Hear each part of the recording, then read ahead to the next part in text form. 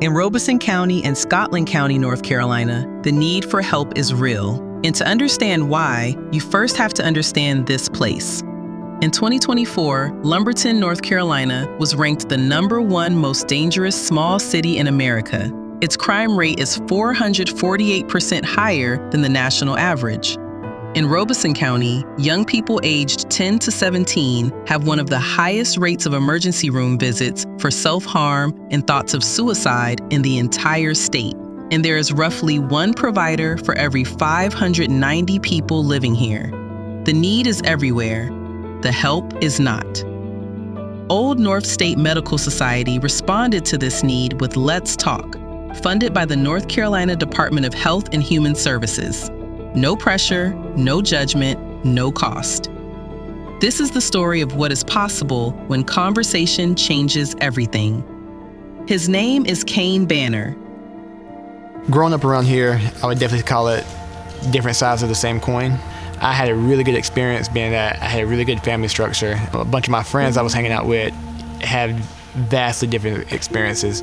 This area is really terrible with the crime rates, the drugs, the gang violence. Me, I come to school carrying some books. They come to school carrying the stress of life as a kid.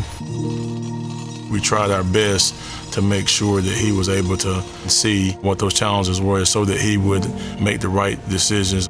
I think that I was really tough on him. Kane had to have straight A's, and that was to participate in anything because I want him to be greater than me and have more opportunities than what I had. He was always a lot harder on me, making sure everything I got was earned.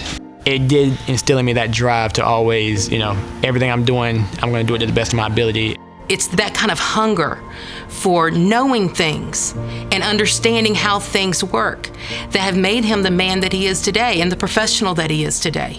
Most people end up one of three things. You either go to work at one of the plants, you go to the military, or you end up dealing with the drugs and the gang violence. I knew from an early age none of those three things fit my future aspirations.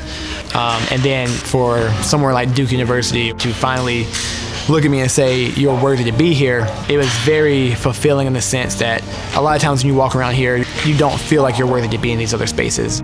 So when someone does say, hey, I see something in you, it fills you with the confidence of the world. Sometimes the decision gets made for you about when it's time to call it quits.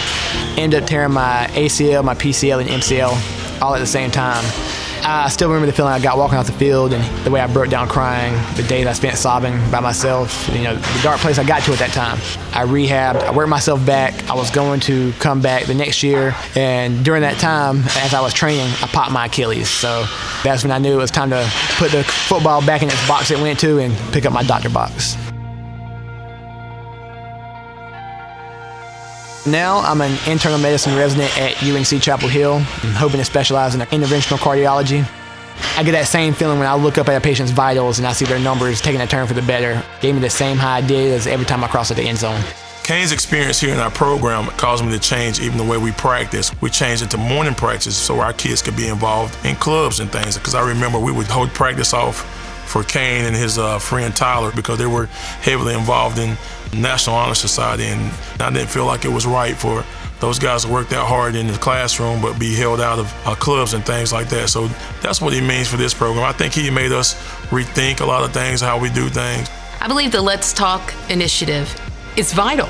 Everyone from a student to a teacher to a parent to guardians, everyone needs somewhere that they feel safe to talk.